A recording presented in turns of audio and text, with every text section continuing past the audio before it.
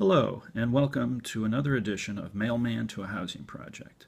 Today, I'm going to be talking to you about the taboo subject of black men in prison, and specifically, why there's a disproportionate number of black men in prison. On the first of every month, when I delivered mail to a housing project, this was before electronic transfers, the line of young mothers not in school, it was around 11 a.m., that line of young mothers holding babies, 1, 2, 3, or more kids in tow, that line of young mothers was long. Think of a well-known discount department store on the morning after Thanksgiving long. Each one of those young mothers coming up to me with their palm up. Here's your welfare check, food stamps, Medicaid card, and letter from prison.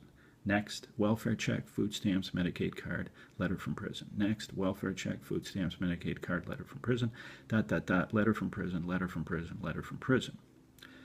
Letters from prison, footnote, a letter from prison is very unique. They're the only letters written in pencil a mailman will ever deliver. Now that system of delivering welfare benefits went on for 20 minutes.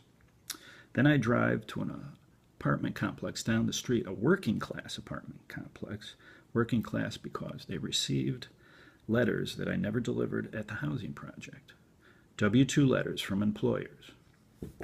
The numbers that are required when filing your IRS forms on April 15th. At that complex, no line of young mothers holding their palms up, no welfare checks, no letters from prison. Did Bill Clinton's twice vetoed Welfare Reform Act change things? A little bit. I give him a C. Welfare reform did not change food stamps or Medicaid. It couldn't. Food stamps and Medicaid are government entitlements and can't be eliminated, much like Social Security and Medicare for the elderly. All welfare reform did was place the welfare check in play. Welfare checks are $150 to $300 per child, depending on the state. Welfare reform requires a 15, 16, 17-year-old mother to stay in school to get her welfare check. However, there's various waivers and state laws that replace the lost federal welfare check. Remember, food stamps and Medicaid are received regardless of classroom attendance.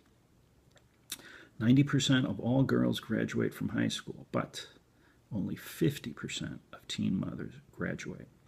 That's a very bad statistic. Now, what you often hear in the mainstream media is that the welfare rolls are down 60%. That is false. Federal welfare checks issued are down 60%.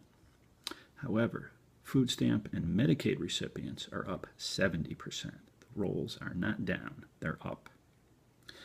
There are 3 elements to crime: an out-of-wedlock birth, and those out-of-wedlock births are fueled by the welfare system that pays benefits to teen mothers who drop out of school.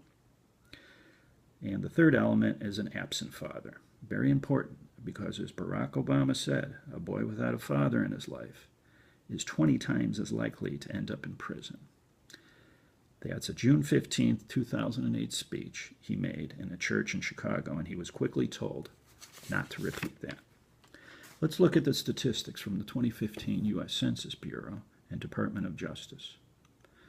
African Americans are 13% of the total U.S. population, but 37% of the prison population, very disproportionate. However, remember the 3 elements to crime. Out-of-wedlock birth is first. An African American married couple have only an 8% chance of living in poverty, 3 ticks more than white. If your parents were married, you will very likely be a fine, productive citizen. If they weren't, there's a question mark. Whites have a 28% out-of-wedlock birth rate. However, African American out-of-wedlock births are 74%, a statistic you will never hear in the mainstream media. That is why there's a disproportionate number of African Americans in prison. And what's the solution to all this poverty and crime? Pay teen mothers to stay in school. Free daycare, a monthly attendance bonus in addition to their current benefits, plus a graduation bonus to be used for college. I hope you will watch my other videos. Mailman to a Housing Project. Please feel free to like or dislike, and your comments are always appreciated. Thank you for your time.